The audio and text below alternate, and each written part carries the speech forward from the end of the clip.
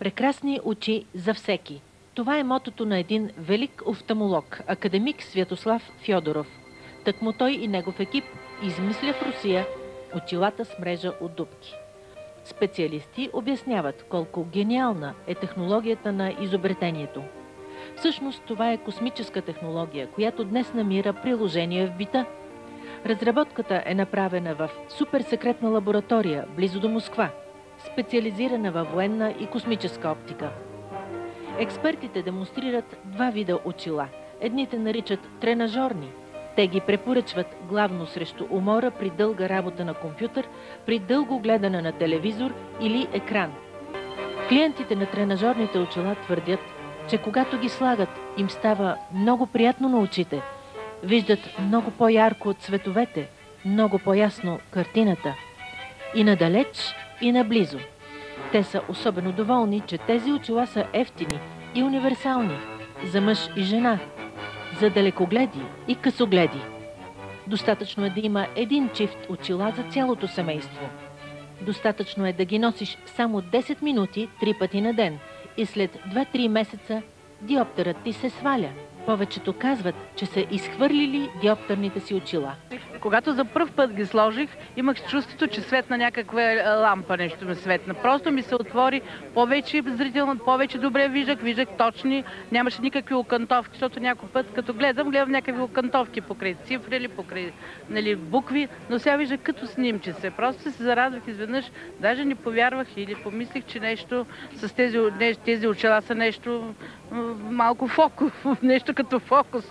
Но се уверих после, като постоях 10 минути, свалих ги, се чувствах много добре, чувствах се така, по-ми беше добре на очите и веднага си ги взимах. Аз ги препоръчах и на много мои приятелки, те си ги взимаха, също имат добри резултати. Просто им приятно да се гледат с тях. Кажете ми как стана при вас с очилата, какъв е ефекта? Ами ефектът е много голям, тъй като в началото имах много голямо главоболие. И работите непрекъснато на компютъра? Да, непрекъснато съм от сутрин до вечер на компютъра и постоянно гълтах хапчета. Какво пиехте?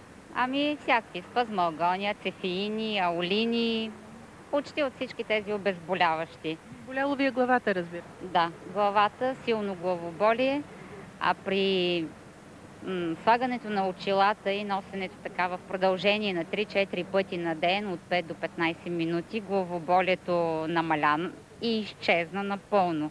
По време на работа съм се опитвала с очилата да работя, става без да ме боли главата. Малко е трудно обаче в началото човек да свикне с тях. Да, малко е трудно. Има едно като мрежа, което обаче в последствие имаш чувство, че се стопява мрежата и започва да се появява чист екран. Симеон има прекрасни сини очи.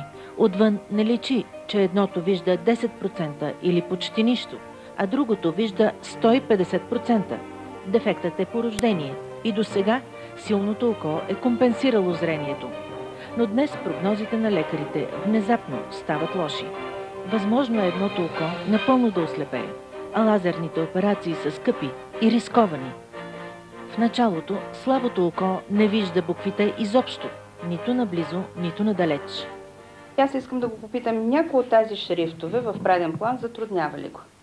Не, с лявото око не, но с дясното... Така, добре, хубаво, че тествате двете очи. Не виждам. Само след минута Симеон вече ще чете. Но можеш да се опиташ... Еми да, вече е предназначено за... Това го виждаш с окото, което иначе въобще не виждаш. Да. Да. И четеш. Да. Виждаш ли мрежа? Ами почти изчезна вече. Сега вече мога да прочита още едно нещо. От коя едрина? Помнете. Така. Го вижте. Ага, помнете, да. Има да се пребори с още. Още доста, обаче това е много хубаво, защото той в началото нищо не вижда. Да, общо взето. И аз ли Доволен ли си? Да, много. Откривам професор Валентина Златева на обичайното й място, пред лазера, с който оперира всеки ден. На преглед идва пациентка, която е носила тренажорните очила само месец и половина. Тя е имала 8 диоптера тогава. Установихте ли разлика в диоптрите на Живка? Да, установих един диоптер разлика от това, което тя е носила до сега. Намаляло е с един диоптер. Да, късогледството е намаляло. Това не е ли чудо, което правят тези очила? Много хора не вярват въобще, че е възможно да изчезне диоптър или да се намали с тези очила с дупчици.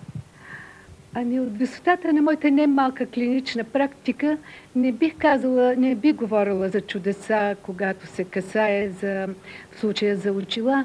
Бих казала само, че всяко средство, което помага да се намали очната умора, да се свали в случая, както има късогледство, и то насложеното късогледство, всичко това е един добър начин да помогнем на хората.